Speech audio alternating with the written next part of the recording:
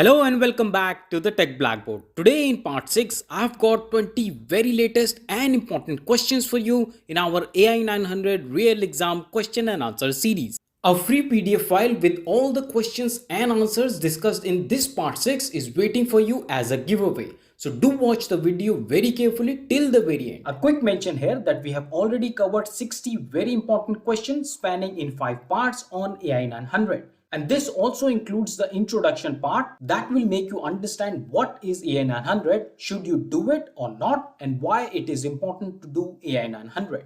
You can get a free PDF versions for all the questions that we have covered so far. And for that, you have to watch these videos and answer very simple questions, and the answers for those questions will be available in the respective part. The links for all these videos are available in the description box. And as always, to boost your learning in the offline mode as well, I will give a PDF version of part 6 containing all the questions with answers if you tell me the correct answer for the question number 65, 75 and 79. And of course, you will find the answers to all these questions in this video itself. So watch the video carefully and do not skip the video. So let's begin our part 6 with question number 61. This is a drag and drop kind of question. You are given with some learning types on the left hand side of the screen, and then you are given with some definition in the answer area. So basically you have to match these learning types with these definition in the answer area. Let's read the first definition. The first definition says an automated chat to answer questions about refunds and exchange. What according to you will be the correct learning type that matches with this definition? The correct answer for the first definition is conversational AI. Moving on, we have determining whether a photo contains a person, and this definition matches with computer vision. And then we have determining whether a review is positive or negative. This one will match with natural language processing. Moving on with question number 62. The question says the handling of unusual or missing values provided to an AI system is a consideration for the Microsoft Dash principle of responsible AI. Your options are transparency, inclusiveness, fairness, privacy and security, and the last one is reliability and safety. The correct answer for this question is option E, reliability and safety. Now let me give you a quick definition of reliability and safety. So an AI system needs to be reliable and safe in order to be trusted. It's important for a system to perform as it was originally designed and for it to respond safely to new situations. Its inherent resilience should resist intended or unintended manipulation. So basically, any AI model is considered to be reliable and safe when it does what it was originally designed for. And it's very important that your AI system should be able to resist the intended or unintended manipulation. Moving on with question number 63. The question says that when you design an AI system to assess whether credit card application should be approved, the factors used to make the decision should be explainable. This is an example of which Microsoft guiding principle of responsible AI. The options are transparency, inclusiveness, fairness, privacy and security, and reliability and safety. The correct answer for this question is transparency. And as always, let me give you a quick definition of transparency. So achieving transparency helps the team to understand the data and algorithms used to train the model. What transformation logic was applied to the data the final model generated and its associated assets. This information offers insights about how the model was created, which allows it to be reproduced in a transparent way. Moving on with question number 64. The question says that you need to predict the income range of a given customer by using the following data sheet. And here you can see that we are given the names of the customer, then we have addresses, or you can say the countries of the customer. We also have age, weight, and then we have educational level, and then we have income range. Moving on, the question says that which two fields should you use as features? Each correct answer present a complete solution. And your options are name, address, age, weight, educational level, or income level.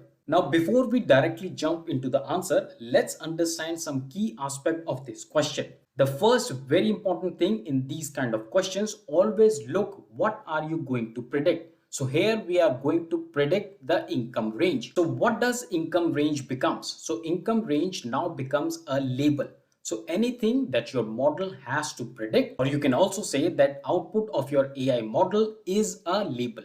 Now coming to features. So what are features? Features are like properties or attributes of your subject or your class. Here our subject or class is customer. And what are the features? Our features are customer can have name, it can have address, age, weight, education level. All these are features. Now as per the question, you need to tell two fields or two features that will help you predict the income range. Now let me tell you the correct answers for this question. The correct answer is option C, age, and option E, education level. Now you may ask that why I have not chosen name, address, weight as an answer, even though all these are also attributes or features. And the reason is very simple. The name or address or your weight, they do not contribute towards your income range. However, your age, what age are you in, and what is your education level, that really contributes to how much you will earn in life.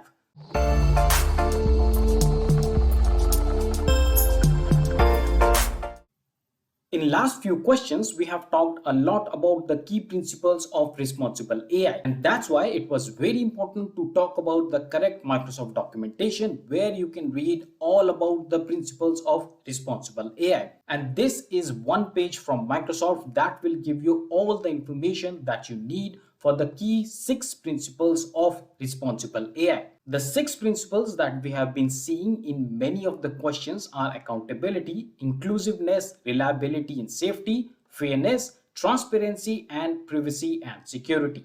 If you are going for AI 900, then this is a page that you must learn by heart, because a lot of questions come in AI 900 examination around these 6 principles. The link for this page is available in the description box. Now let's check out our question number 65. The question says that you plan to use a set of image to train model to detect mobile phone and then publish the model as predictive service. You want to use single Azure resource with same key and endpoint for training and prediction.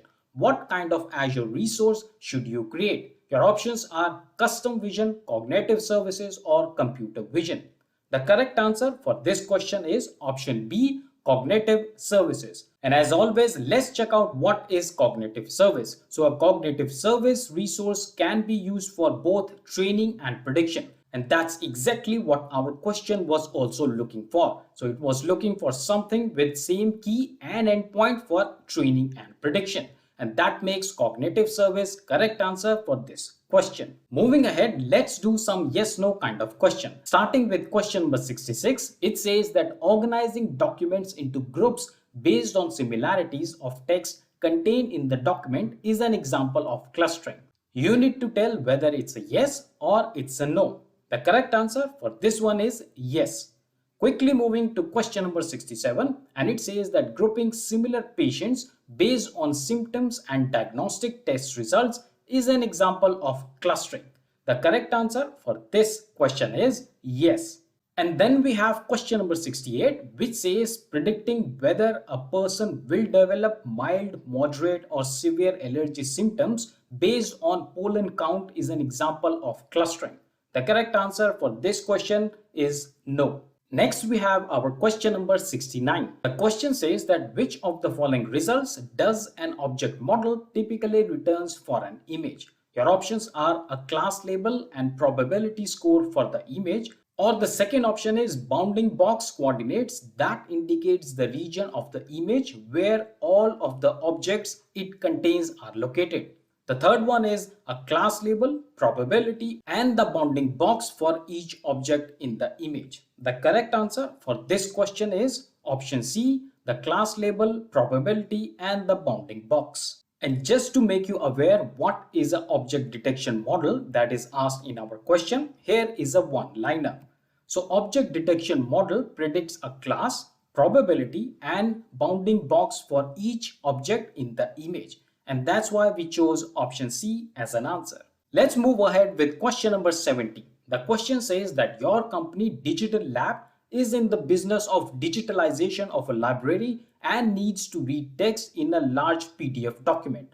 For this, you plan to use computer vision service. Which API best suits this business need? Your options are the read API, the OCR API, the recognize text API. The correct answer for this question is option A, the read API. Now let me give you a one-liner on read API. So read API better suits for large images. Additionally, it runs asynchronously, so it will not block your application while it is running. I hope you understood why we chose Read API. In case you have further questions or doubts on Read API, let me know in the comment section and I will be happy to answer.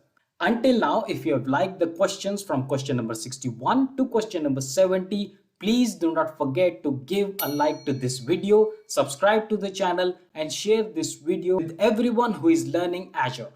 Now let's move ahead. Let's move ahead with question number 71. Again, we have a company called Digital Lab.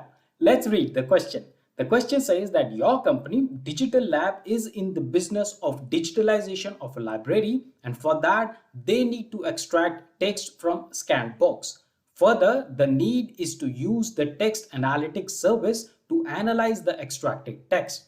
The company wants developers to use only one key and endpoint to access all of the services. What kind of resource should you create in your Azure subscription? Your options are computer vision, cognitive service, and text analytics. The correct answer for this question is cognitive services. Now remember, question number 70, that was just the previous question, was a very similar question. However, in that question, we were talking about computer vision and the APIs to be used. And that's why in that question, we chose read API as an answer. However, in this question, not only we want to extract the text from the scan box, but we are also looking for the analysis service. And that's why cognitive service fit the question.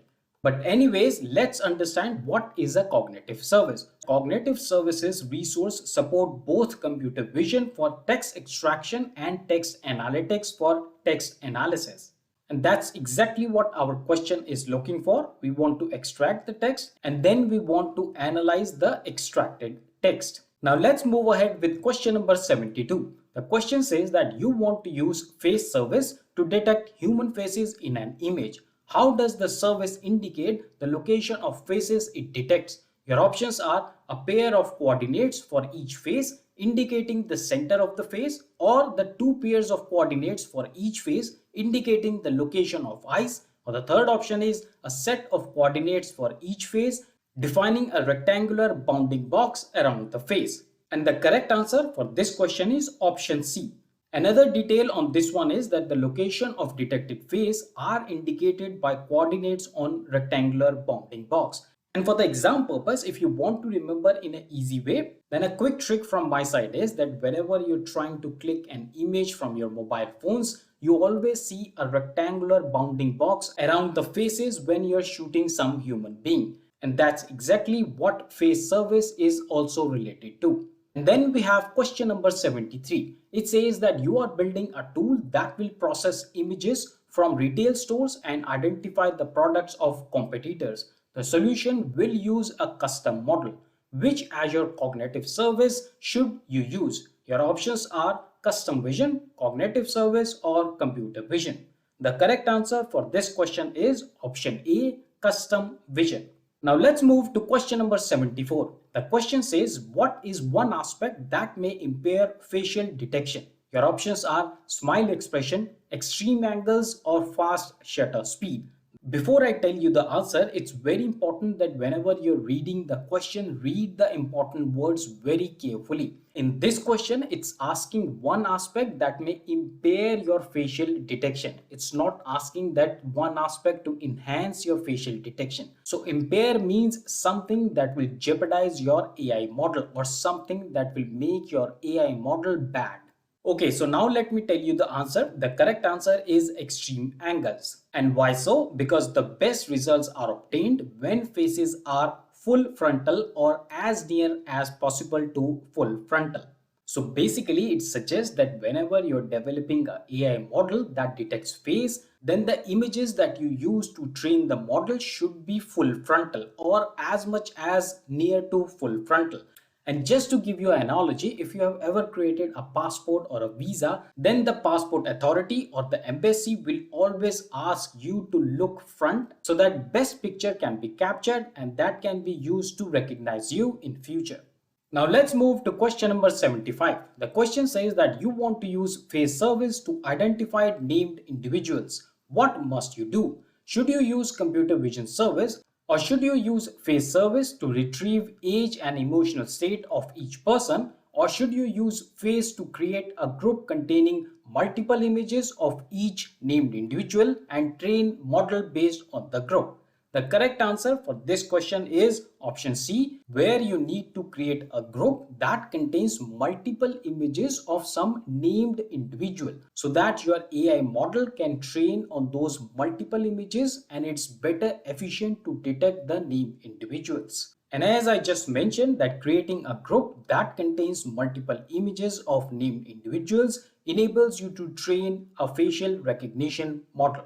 Let's move ahead with question number 76. The question says that your company is exploring the use of voice recognition for a smart mobile device. The company is committed to identify any barriers that might unintentionally leave out specific user groups. This is an example of which Microsoft guiding principle for responsible AI. Your options are accountability, fairness, inclusiveness, privacy, and security. The correct answer for this question is inclusiveness.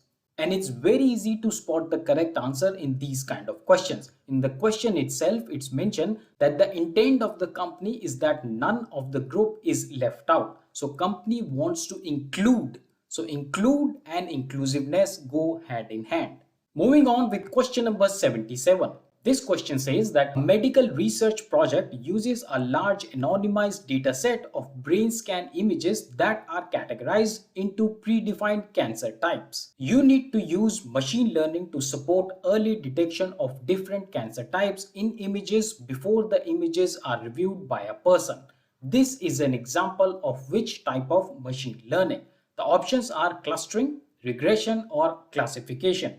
The correct answer for this question is option C, classification, because you are trying to classify or categorize different kind of cancer types. And now we have question number 78. The question says that you plan to use form recognizer pre-built receipt model.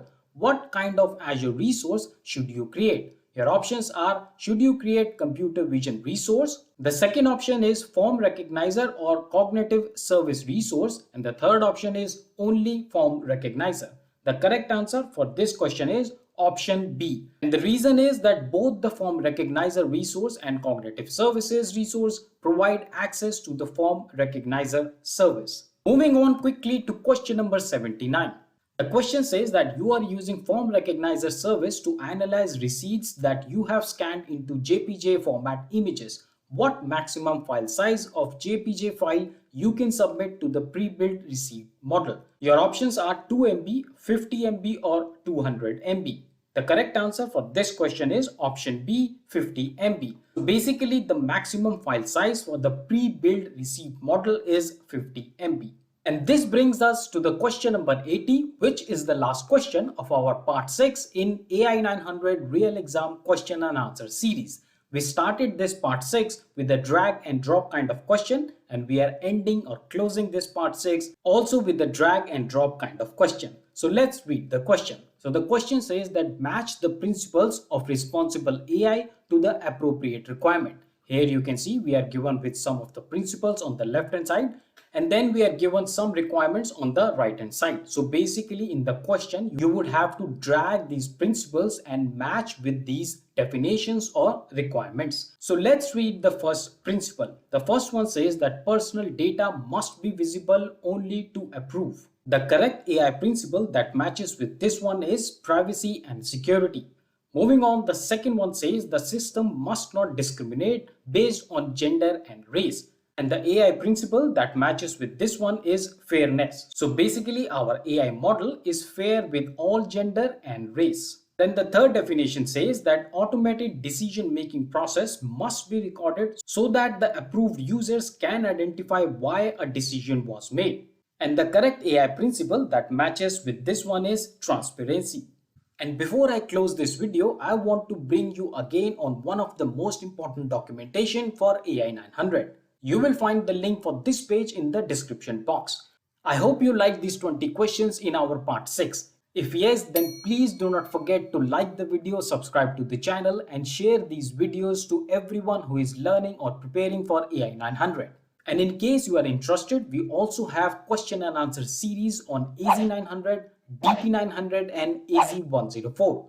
Till we meet again, stay fit, keep learning and thanks for watching.